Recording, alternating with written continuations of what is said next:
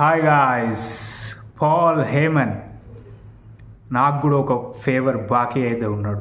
ఎట్లయితే సెత్ రాలిన్స్కి ఒక ఫేవర్ బాకీ ఉన్నాడో మనం చూసినాం. రాలా స్టాప్ కనెక్ట్ చేద్దామని వెళ్తాడు, కానీ చేయడు కావాలని. సో నేను చేయలేదు కాబట్టి నువ్వు నాకు ఒక ఫేవర్ ఇవ్వాలి దానికి బదులుగా అన్నట్టుగా సెత్ రాలిన్స్ పాల్ హేమన్ అయితే అడగడం జరుగుతుంది. సో మరి ఇస్తాడా పాల్ హేమన్ లేదా సెత్ రాలిన్స్ అనేది అయితే చూడాలి. WrestleMania 19 and 20 triple threat match, one of the biggest triple threat matches. CM Punk, Roman Reigns versus Seth Rollins. Paul Heyman already CM Punk వైపు ఉంటా అని చెప్పేసిండు. సీఎం పంక్ ఫేవర్ అదే అని అయితే చెప్పడం జరిగింది. వైస్ మ్యాన్ నీతోని ఉండి ఇవన్నీ చేపించింది కదా, ఇప్పుడు వైస్ మ్యాన్ నీతో ఉండడు, నా కార్నర్లో ఉంటాడు.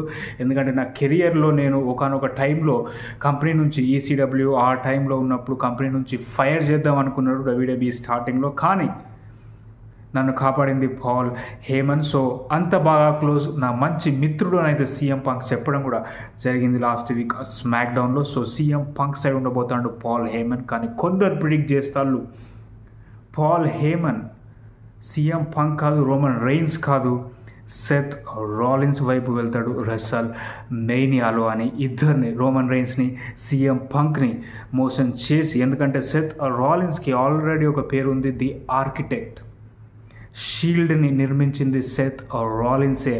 సో అందువల్ల ది ఆర్కిటెక్ట్ అనే పేరు అయితే వస్తుంది. And of course CM Punk idea part of Shield వచ్చింది, but according to the story line kayfabe షీల్డ్ని ఫామ్ చేసింది సెత్ రాలిన్స్. సో అందువల్లనే తనకి ఆర్కిటెక్ట్ అనే నిక్ నేమ్ అయితే ఉండింది. సో మరి ఇంకొకసారి తను ఈ ట్రంప్ కార్డ్ ప్లే చేస్తాడా, పాల్ హేమన్ తన వైపు వస్తాడా, సెత్ రాలిన్స్ వైపు? రెసల్మేనియాలో చాలా చేసిండు Seth Rollins, highest of the century మనం మాట్లాడుకున్నాం. Beast slayer, king of kings triple హెచ్ని ఓడించిండు, బ్రాక్ లెస్నర్ని ఓడించిండు గ్రాండెస్ట్ స్టేజ్ పైన, 3 టైమ్ రెసల్మేనియా మెయిన్ ఎవెంటర్. మరి ఈసారి పాల్ హేమన్ కనుక సెత్ రాలిన్స్ సైడ్ అయితే చాలా క్రేజీగా ఉండబోతుంది. చూడాలి, చాలా ఇంట్రెస్టింగ్గా మారింది. CM punk first ever WrestleMania main event ఇది, రెసల్మేనియా నైట్ 1. సో మరి ట్రిపుల్ థ్రెట్ మ్యాచ్లో మీరు ఎవరు గెలుస్తారు అనుకుంటారో కింద కమెంట్ చేయండి. సో చాలామంది సీఎం పంక్ అంటారు, కొందరు రోమన్ రైన్స్ అంటారు, బట్ నా ఒపీనియన్ నేను సెత్ రాలిన్స్ గెలుస్తాడేమో అని అయితే నాకు అనిపిస్తుంది. సో నేను కూడా ఎవరైతే ఎక్స్పెక్ట్ చేస్తారో పాల్ హేమన్ ఇద్దరిని మోసం చేసి సెత్ రాలిన్స్ వైపు వస్తాడు అని నేను కూడా అదే అనుకుంటాను. పాల్ హేమన్ సెత్ వైపు టర్న్ తీసుకునే ఛాన్స్ అయితే ఉంది అని. సో అండ్ అంతేకాకుండా ఇంకొక triple threat, Iyo Sky, Bianca Belair versus Rhea Ripley for the women's world championship. So already triple threat match అయి ఉండే, దాని తర్వాత rematch Rhea Ripley versus Iyo Sky అది క్యాన్సిల్ అవ్వడం, దాని తర్వాత మళ్ళీ కాంట్రాక్ట్ సైనింగ్, మళ్ళీ ట్రిపుల్ థ్రెట్కే లీడ్ చేసింది రియా అండ్ బియాంకా. మరి ఎవరు గెలుస్తారు? బియాంకా ఇంకొకసారి 4 ఎప్పుడు ఓడిపోలేదు బియాంకా బెలేర్ రెసల్మేనియాలో, తన స్ట్రీక్ని కంటిన్యూ చేస్తారా, లేకపోతే రియా రిప్లీ షార్లెట్ ఫ్లేర్ని అప్సెట్ చేసింది రెసల్మేనియాలో మనం చూసినాం. మరి ఈసారి కూడా ఇద్దరిని ఓడించి ఇంకొకసారి ఛాంపియన్ అవుతుందా, లేకపోతే ఇయో స్కై గెలుస్తా అనేది అయితే చూడాలని. అంతేకాకుండా ఇంకొక వెరీ గుడ్ ఇంట్రెస్టింగ్ థింగ్, రాలో జే ఊసో ప్రోమో గుంతర్ పైన అబ్సల్యూట్ సూపర్. ఒక లైన్ చెప్తాడు, ఫెంటాస్టిక్ లైన్. అది నేను దేవునికి ప్రార్థిస్తా మ్యాచ్కి ముందు, ఏమని అంటే, నేను ఏదైతే చేయబోతున్నానో ఇప్పుడు ఈ మ్యాచ్లో, నేను ఎలాంటి మనిషిని అయితే కాబోతున్నానో అలాంటి మనిషిని నేను కూడా క్షమించబోను అని అయితే దేవుని ప్రార్థిస్తానని చెప్పడం జరిగింది. జే ఊసో అబ్సల్యూట్ కోల్డ్ హార్టెడ్గా మారిపోయిందని చెప్పుకోవచ్చు జిమ్మీ ఊసో అటాక్ తర్వాత గుంతర్ నుంచి. ఎందుకంటే వాళ్ళ బ్రదర్ బ్లడ్ చూసిండు. సో అంత దూరం వచ్చిన తర్వాత ఇంకా నాకు ఏం జరిగినా ఏం పోయినా పర్లేదు అన్నట్టుగా ఎంతకైనా తెగించే అవకాశం అయితే ఉంటుంది. సో అదే చెప్పిండు జే ఊసో, నువ్వు అంటే నాకు ఇంకా భయం లేదు. మరి జే ఊసో గెలుస్తాడా, గుంతర్ని ఓడించి న్యూ వరల్డ్ ఛాంపియన్ అవుతాడా అంటే ఇంతకు ముందు నాకు కొంచెం డౌట్స్ ఉంటుంది, బట్ ఈ ప్రోమో తర్వాత నాకు ఎందుకో 100% ఈట్ మెయినియా కంటిన్యూ అవుతుంది అనిపిస్తుంది. జే ఊసో గుంతర్ని ఓడించి వరల్డ్ ఛాంపియన్ అయ్యే ఛాన్స్ అయితే ఉంది. అండ్ నెక్స్ట్ మనకి Dominik Mysterio, Finn Balor, Bron Breakker versus Penta fatal 4-way match. Real interesting fatal 4-వే నాకైతే చాలా బాగా నచ్చింది డామినిక్ అండ్ ఫిన్ బాలర్ అడిషన్తోని. అండ్ ఫిన్ బాలర్ బ్యాక్ స్టేజ్లో కూడా చెప్తాడు, నువ్వు నా గురించి ఇలాగ మాట్లాడుతున్నావు అని నాకు చాలామంది చెప్తున్నారు అన్నట్టుగా డామినిక్ అంటాడు. So 100% either new member or Dominik Finn Balor మీద టర్న్ అవడం ఏదో ఒకటి జరుగుతుంది జడ్జిమెంట్ డేలో. అది రెసల్ మేనియాలోనే మనకైతే తెలియబోతుంది. బట్ ఈ ఫేటల్ 4-వేలో నా ప్రిడిక్షన్ బ్రాన్ బ్రేకర్ అయితే 100% ఛాంపియన్గా ఉండకూడదు ఈ మ్యాచ్ అయిపోయే సమయానికి. ఐదర్ పెంటా, ఫిన్ బాలర్, డామినిక్ మిస్టరీ ఈ ముగ్గురిట్లలో ఎవరో ఒకరు కొత్త ఛాంపియన్ 101% వస్తారు అని అయితే నేను చెప్తాను. రావాలి కూడా. బ్రాన్ బ్రేకర్ కనుక ఈ ఫేటల్ 4-వే గెలిస్తే ఇంట్రెస్టింగ్ థింగ్ అనేది అయితే వెళ్ళిపోతుంది ఇంటర్కాంటినెంటల్ ఛాంపియన్షిప్ నుంచి. 100% some or the other should come out of WrestleMania as new intercontinental champion. మన డామినికా, ఫిన్నా, పెంటానా? నా ప్రిడిక్షన్ అయితే Dominik Mysterio 100% intercontinental championship గెలుస్తాడేమో అని నాకు అనిపిస్తుంది. మరి మీరేమనుకుంటారో చెప్పండి. అండ్ అంతేకాకుండా AJ Styles versus Logan Paul, Karrion క్రాస్తో ఏజే స్టైల్స్కి మ్యాచ్ ఉంది నెక్స్ట్ వీక్ రాలో. సో మరి కరియన్ క్రాస్ కాంట్రాక్ట్ డబ్ల్యూడబ్ల్యూఈ ఈ ఇయర్లో అయిపోతుంది. తన ట్విట్టర్ హ్యాండిల్ కూడా రియల్ నేమ్కి చేంజ్ చేయడం జరిగింది. మరి ఇదే లాస్ట్ ఇయరా ఇంకా డబ్ల్యూడబ్ల్యూఈ చేయదా న్యూ కాంట్రాక్ట్కి కరియన్ క్రాస్ని అన్న రూమర్స్ కూడా వస్తున్నాయి. సో ఆ టైంలో మనకి నెక్స్ట్ వీక్ ఏజే స్టైల్స్తో మ్యాచ్ ఉండడం ఒక ఇంట్రెస్టింగ్ కాన్సిక్వెన్సెస్కి అయితే లీడ్ చేసే ఛాన్స్ ఉంది. మరి కరియన్ క్రాస్ కూడా రెసల్మేనియా కార్డులో ఏమైనా యాడ్ అవుతుందా లేదా చూడాలి. అండ్ ఇంకొక interesting match Rey Mysterio versus Americano El Grande. Chad Gable మనకి అఫీషియల్గా రివీల్ అవ్వలేదు, బట్ ఆల్మోస్ట్ అది చాడ్ గేబుల్ అని అయితే మనందరికీ తెలుసు. So Americano versus Rey Mysterio real interesting match. చాలా బాగుంది ఈ స్టోరీ లైన్. వాళ్ళు పుట్అవుట్ చేసిన ప్యాకేజ్ దగ్గర నుంచి ఫెంటాస్టిక్ స్టోరీ లైన్. చాట్ గేబుల్కి ఏది ఇచ్చినా సూపర్ పర్ఫెక్ట్గా ప్లే చేస్తాడు. మరి రే మిస్టీరియో వర్సెస్ అమెరికానో మ్యాచ్లో ఎవరు గెలుస్తారు? ఈ మ్యాచ్ నార్మల్గానే ఉంటుందా లేకపోతే మాస్క్ వర్సెస్ మాస్క్ మ్యాచ్ ఏమైనా ఉంటుందా? రెసల్ మేనియాలో ఆ ఎల్ గ్రాండ్ అమెరికానో మాస్క్ తీసేసి చాట్ గేబుల్ లాగా మనకి ఏమైనా కనిపించబోతాడా లేకపోతే రే మిస్టీరియోని ఓడిస్తాడా అమెరికానో రెసల్ మేనియాలో అనేది అయితే చూడాలి. Next Charlotte Flair versus Tiffany Stratton match మనందరూ తెలిసిందే. సో లాస్ట్ వీక్ స్మాక్డౌన్లో స్క్రిప్ట్లో లేనిది కాకుండా వాళ్ళ పర్సనల్ విషయాలు కూడా మాట్లాడుకోవడం జరిగింది అన్న రూమర్స్ అయితే వచ్చినాయి. So Tiffany Stratton, Charlotte Flair 0-3 in relationships, marriage చేసుకుంది, బ్రేకప్స్ అయిపోయినాయి, 3 సార్లు ఒక రిలేషన్షిప్ కూడా కరెక్ట్గా నిలుపుకోలేదు అని అయితే చెప్పడం జరిగింది. So very personal things. And అంతేకాకుండా నువ్వు ఎంత అచీవ్ చేసినా నువ్వు నీ తండ్రి తర్వాతే అని అనడం కూడా జరిగింది. అండ్ ఇంకొక బిగ్గెస్ట్ జాబ్ నా దృష్టిలో ఏంటంటే, నువ్వు ఎప్పుడు ఏం చేసినా కానీ నీ టఫెస్ట్ అపోనెంట్ రింగ్లో నేను కానీ ఇంకెవరో కానీ కాదు, ఇక్కడ ఉన్న ఆడియన్స్, డబ్ల్యూడబ్ల్యూఈ యూనివర్స్ అందరూ. ఎందుకంటే నువ్వు ఎప్పుడు వాళ్ళని గెలవలేవు, అంటే ఎప్పుడు నువ్వు వాళ్ళని చీర్ చేసేలాగా చేసుకోలేవు అనేది టిఫనీ స్ట్రాటన్ చెప్పడం జరిగింది. అది ఒక విధంగా చూసుకుంటే ట్రూ అని చెప్పుకోవచ్చు. ఎందుకంటే షార్లెట్ ఫ్లేర్ క్యారెక్టర్ అలా ఉంది. She is not a wrong person అని కాదు, బట్ తనని బుక్ చేసిన విధానం అట్లుంది. ఎప్పుడు వచ్చినప్పుడల్లా ఛాంపియన్షిప్ పిక్చర్లో ఉండడం, ఇంకొక వేరే ఫ్యూడ్ లేకుండా పోవడం ద్వారా ఆడియన్స్ కూడా ఒక వ్యతిరేక భావం అనేది అయితే వచ్చింది. సో అదే ఇక్కడ టిఫనీ స్టార్ట్ని అయితే హైలైట్ చేస్తుంది. సో మరి టిఫనీ గెలవగలుగుతుందా షార్లెట్ ఫ్లేర్ని ఓడించి, లేకపోతే షార్లెట్ ఇంకొకసారి గెలిచి 15 టైమ్ ఉమెన్స్ ఛాంపియన్గా ఉంటుందా అనేది చూడాలి. And next LA Knight versus Jacob Fatu for the United States championship match. Real interesting thing, LA నైట్కి toughest challenge so far in his reign అని చెప్పుకోవచ్చు జేకబ్ ఫాటు రూపంలో. మరి గెలుస్తారా? సోలోస్ ఎక్కువ ఏమైనా ఇంటర్ఫియర్ అయితే యునైటెడ్ స్టేట్స్ ఛాంపియన్షిప్ మ్యాచ్లో గ్రాండెస్ట్ స్టేజ్ జేకబ్ ఫాటుకి ఫస్ట్ ఎవర్ మేనియా మ్యాచ్ది డెబ్యూ అని చెప్పుకోవచ్చు ఒక విధంగా. మరి యునైటెడ్ స్టేట్స్ ఛాంపియన్ అయితే లేకపోతే ఎలే నైట్ రిటైన్ చేసుకుంటాడా అనేది చూడాలి. And next Naomi versus Jade Kargil. చాలా ఇయర్స్ తర్వాత, ఐ థింక్ అప్రాక్సిమేట్లీ 9 years తర్వాత ఒక ఉమెన్స్ మ్యాచ్, ఛాంపియన్షిప్ మ్యాచ్ కాకుండా ఒక ఫ్యూడ్ మ్యాచ్ 1-on-1, అది కూడా black woman Naomi versus Jade Cargill జరుగుతుంది. సో చాలా బాగా బిల్డ్ చేసిళ్ళు Naomi versus Jade feud. So first నేను కూడా బియాంకా బెలర్ అనుకున్న జేడ్ని అటాక్ చేసిందని, బట్ నయోమిగా ప్లేఅవుట్ చేసి నువ్వు నాకు ఇష్టం, నీకోసమే చేసిన అని బియాంకా బెలర్తో అనడం, కానీ బియాంకా బెలర్ ససెమీర్ అనడం, నేను నీకు ఎంత ఇష్టం ఉన్నా కానీ అలా చేయడం అయితే తప్పు అని వాకౌట్ చేయడం. సో అదంతా ఒక మంచి క్యారెక్టర్ చేంజ్ అనేది అయితే ఖచ్చితంగా వచ్చింది నయోమిలో. అండ్ రావాలి, ఇది టైం. ఎందుకంటే ఆ బేబీ ఫేస్ రన్ అబ్సల్యూట్గా ఎలాంటి ఇంప్రూవ్మెంట్ కానీ ఒక ప్రయోజనంగానైతే ఇవ్వడం లేదు నయోమికి. So very good fantastic heel turn ఇక్కడ. మరి ఇదేమన్నా వండర్స్ చేస్తుందా? జేడ్ కార్గిల్ని ఓడిస్తారా గ్రాండెస్ట్ స్టేజ్ మీద, లేకపోతే జేడ్ కార్గిల్ నయోమిని ఓడిస్తుందా అనేది తెలుసుకోవాలి మనం.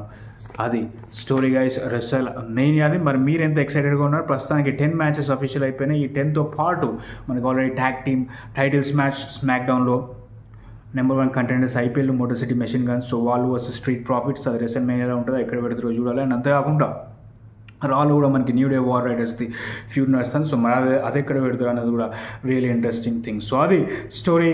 అండ్ అంతేకాకుండా WWE night of champions June 28న సౌదీ అరేబియాలో జరుగుతుంది. ఈ ఇయర్ సౌదీ అరేబియా నుంచి ఒకే ఒక ప్రీమియం లైవ్ ఈవెంట్ ఉండే ఛాన్స్ అయితే ఉంది. As of now king and queen of the ring అయితే లిస్ట్ చేయలేదు PL లీగా. సో మరి అది PL లీగా పెడతారా, అసలు ఈ ఇయర్ ఉంటుందా king and queen of the ring ఉండదా అన్నది అయితే ఒక బిగ్ క్వశ్చన్ మార్క్. అండ్ అంతేకాకుండా WWE evolution all women's paper ఇంతకుముందు ఒకసారి జరిగింది. సో మళ్ళీ అది 2025లో పెడతారని రూమర్స్ వస్తున్నాయి. ఆల్రెడీ అఫీషియల్ స్టేట్మెంట్ April 7న వస్తూ అన్నారు. బట్ April 7th అయిపోయింది, రాలేదు అఫీషియల్ స్టేట్మెంట్. నాకు తెలిసి నెక్స్ట్ కమింగ్ వీక్లో లేకపోతే ఈ కమింగ్ ఫ్యూ డేస్లో వచ్చే ఛాన్స్ అయితే ఉంది. July 5th ఉండబోతుంది WWE ఎవల్యూషన్.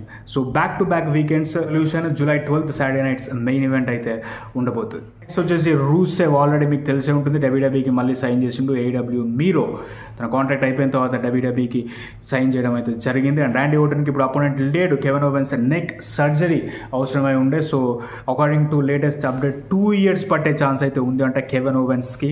2 years అంటే it's very long road. Neck injuries అనేది చాలా సీరియస్ ఇంజురీస్. సో మరి ఎప్పుడు రిటర్న్ అవుతాడు కెవెన్ ఓవెన్స్? కొందరేమో ఇది ప్రాబబ్లీ స్టోరీ లైన్ కావచ్చేమో అని అంటారు, but I don't think so అది స్టోరీ లైన్ అవుతుంది అని. But all the best wishes to Kevin Owens. త్వరగా రావాలని అయితే మనం కోరుకుందాం. ఎంత మంచి రెస్లర్ మనందరికీ తెలుసు. మరి ర్యాండీ ఓర్టన్ అపోనెంట్ ఎవరు ఉంటారు? నిక్ ఆల్డిసా. ఎందుకంటే RKO చేయడం కూడా జరిగింది నిక్ ఆల్డిస్ని ఈ అనౌన్స్మెంట్ తర్వాత. మరి Nick Aldis versus Randy Orton, లేకపోతే ర్యాండీ ఓర్టన్కి వాళ్ళ స్పెషల్ అపోనెంట్ వస్తారా, లేకపోతే దాట్స్ ఇట్ అన్నది అయితే తెలుసుకోవాలి. సో అది గైస్. అంతేకాకుండా AEW డైనాసిటీ ఎంతమంది చూసి అనేది కమెంట్ చేయండి. అండ్ మీ ఒపీనియన్ ఉంటుంది AEW డైనాసిటీ పైన. ఇంకా Jon Moxley terror title reign అయితే కంటిన్యూ అవుతుంది. నాకెందుకో ఫస్ట్ టైం అనిపిస్తుంది Jon Moxley AEW world title reign అంటే. చాలామంది టెర్రర్ టైటిల్ రెయిన్ అంటే ఏదో స్టోరీ లైన్ ప్రకారం అందరినీ భయపెడుతాడు, ఒక స్ట్రాంగ్ అలా కాదు, కంపెనీని నాశనం చేస్తాడు. అరే ఆపండ్రా బాబు, జాన్ మాక్స్లీ నుంచి ఆ టైటిల్ తీసేయండి, ఆ డెత్ రైడర్ స్టోరీ లైన్ని డిస్కంటిన్యూ చేయండి అని ఎంతోమంది ఎన్నో ట్వీట్లు చేసినా కానీ AEW and Tony Khan continue చేస్తూనే ఉన్నారు. జాన్ మాక్స్లీ మంచోడో లేకపోతే చెడ్డోడో లేకపోతే తన పర్సనల్ అటాక్ అది ఇదైతే 100% కాదు. ఇది just story line based criticism ఇది. బట్ స్టిల్ సర్వ్ స్ట్రిక్లాండ్ని గురించి రిటైన్ చేసుకుంటారు. యంగ్ బక్స్ వచ్చి అటాక్ చేస్తాడు సర్వ్ స్ట్రిక్లాండ్ మీద. సో మరి యంగ్ బక్స్ ఏం రీజన్ చెప్తారు? అంతేకాకుండా హ్యాంగ్మ్యాన్ ఆడమ్ పేజ్ సర్వ్ స్ట్రిక్లాండ్ మధ్య కూడా ఒక మంచి స్టోరీ లైన్ ఆర్క్ అయితే కొనసాగుతుంది. హ్యాంగ్మ్యాన్ ఆడమ్ పేజ్ మన తెలిసింది సర్వ్ స్ట్రిక్లాండ్ ఇల్లు కాలబెడతాడు ఒక 2 months బ్యాక్. దాని తర్వాత మొన్న ఒక బ్యాక్ స్టేజ్ సెగ్మెంట్లో యూ డిజర్వ్ ఇట్, నేను ఇల్లు తగలబెట్టినా అంటే ఎస్ ఐ నో అనడం అయితే జరుగుతుంది. ఎందుకు ఐ నో అన్నాడు యూ డిజర్వ్ ఇట్ అంటే అన్నది కూడా ఒక పెద్ద question mark. But one of the best story lines Tony storm, timeless Tony storm తర్వాత హ్యాంగ్మ్యాన్ ఆడమ్ పేజ్ అని అయితే 100% చెప్పుకోవచ్చు. ఒక మంచి క్యారెక్టర్ అయితే ప్లే చేస్తాడు హ్యాంగ్మ్యాన్ ఆడమ్ పేజ్. మరి తనకి నెక్స్ట్ ఏముంటుంది? All in AEW's biggest pay per view July 12th ఉండబోతుంది. July 13th ఇండియన్ టైమింగ్స్ ప్రకారం. అండ్ అది యూఎస్లోనైతే ఈవినింగ్ రావాలి, 8 o'clock or 7 o'clock నుంచి స్టార్ట్ అవ్వాలి. బట్ అది ఆఫ్టర్నూన్ 3 o'clockకి స్టార్ట్ అవుతుంది. దానికి కారణం ఏంటంటే అదే రోజు WWE Saturday nights main event చేస్తుంది. సో మరి అందువలన లేకపోతే ఇంకేమైనా రీజన్స్తోని దాన్ని ఆఫ్టర్నూన్కి షిఫ్ట్ చేసినా తెలియదు. So afternoon 3 o'clock in United States అంటే మనకి ఇండియాలో midnight 12:30కే స్టార్ట్ అవుతుంది All In. So interesting. All ఇన్కి కొంతమంది స్పెక్యులేట్ చేస్తున్న దాని ప్రకారం Swerve Strickland versus Hangman Adam Page ఉంటుంది కావచ్చు అని అనుకున్నారు. బట్ ఈ యంగ్ బక్స్ అటాక్ తర్వాత possibly Hangman Adam Page match మధ్యలో వచ్చి డెత్ రైడర్స్ సర్వ్ స్ట్రిక్లాండ్ని కొడతా అంటే సేవ్ చేస్తాడు సర్వ్ని. సో మరి Adam Page Swerve Strickland versus Young Bucks tag team match ఉంటుందా? అంతేకాకుండా ఎడ్జ్ మీద FTR టర్న్ అవడం అయితే జరిగింది. ఆడమ్ కోప్లాండ్ మీద హీల్ టర్న్ చేస్తారు అండ్ ఆడమ్ కోప్లాండ్ని బ్రూటల్గా దాడి చేయడం అయితే జరుగుతుంది. ఆ కంచేర్తో షార్ట్ చైర్తో కూడా కొడడం జరుగుతుంది. సో కొందరు ప్రిడిక్ట్ చేస్తారు Edge Christian Cage versus FTR క్యాసిడో అండ్ డాక్స్ హార్వుడ్ ఆల్ ఇన్లో ఉంటుంది అని. అంతేకాకుండా ఇంకొందరు అంటారు Jon Moxley versus Darby Allin match ఉండే ఛాన్స్ ఉంది అని మరి డర్బీ అలన్ ఎప్పుడు వస్తాడు ఇప్పుడు according to latest update April second వీక్లో మనకి డర్బీ అలన్ మౌంట్ ఎవరెస్ట్ ఎక్కుతాడు అని అయితే రూమర్స్ రిపోర్ట్స్ వస్తున్నాయి. సో మరి ఆ మౌంట్ ఎవరెస్ట్ ఎక్కి ఎప్పుడు వస్తాడు? జూలైలో జరుగుతుంది ఆల్ ఇన్. సో ఇంకా టైం అయితే ఉంది. సో మరి ఆ రికవరీ తీసుకొని జాన్ మాక్స్లీని ఓడించి ఆల్ ఇన్లో ఏడబ్ల్యూ వరల్డ్ ఛాంపియన్ అవుతాడా లేదా అనేది చూడాలి. అండ్ ఉమెన్స్ డివిజన్ సైడ్ నుంచి చూసుకుంటే టైమ్లెస్ టోనీ స్టామ్ మెగన్ బెయిన్ అయితే ఓడించడం జరుగుతుంది. సో చాలామంది ప్రిడిక్ట్ చేసి మెగన్ బెయిన్ గెలవాలి ఈ మ్యాచ్లో టోనీ స్టామ్ని ఓడించి అని. నాకు కూడా అదే అనిపించింది. మెగన్ బెయిన్ గెలిచుండాల్సిందే యాక్చువల్గా. చాలా డామినెంట్గా పుష్ చేయడం జరిగింది మెగన్ బెయిన్ని. బట్ రోల్ అప్ రూపంలో టోనీ స్టామ్ అయితే గెలవడం జరుగుతుంది. సో మరి ఫ్యూడ్ కంటిన్యూ అవుతుందా? మెగన్ బెయిన్ ఏడబ్ల్యూ ఉమెన్స్ ఛాంపియన్ అవుతుందా? లేకపోతే ఏడబ్ల్యూ చాలామందికి ఒక మంచి హై పుష్ వస్తుంది, ఒక్కసారి మ్యాచ్ ఓడిపోగానే వాళ్ళు ఎక్కడ కనిపించరు. సో మరి అదే జరుగుతుందా మెగన్ బెయిన్కి? లేకపోతే కంటిన్యూ చేస్తారా ఒక టాప్ ఫీమేల్ స్టార్గా ఏడబ్ల్యూలో అనేది అయితే చూడాలి. చేస్తే మంచిది, ఎందుకంటే ఆ ఫిజిక్ కానీ లేకపోతే ఆ పర్సనాలిటీ కానీ ఆ కరిజ్మా కానీ ఆ ఆవరా కానీ అయితే మెగన్ బెయిన్కి 100% ఉంది. సో ఏడబ్ల్యూ ఉమెన్స్ ఛాంపియన్ అయితే సూపర్గా ఉంటుంది తను కూడా. అండ్ అంతేకాకుండా మెర్సిడీస్ మనే తన టైటిల్ రెయిన్ అయితే కంటిన్యూ చేస్తాను. టీవీఎస్ ఛాంపియన్గా జూలియా హార్ట్ని ఓడించడం జరిగింది. అండ్ న్యూ TNT ఛాంపియన్గా యాడమ్ కోల్ ఆవిర్భవిస్తాడు డానియల్ గార్సియాని ఓడించి. అండ్ అంతేకాకుండా కెనీ ఒమేగా తన టైటిల్ని అయితే రిటర్న్ చేసుకుంటాడు international championship. So Kenny Omega versus Kazuchika Okada All ఇన్కి ఉండే ఛాన్స్ ఉంది.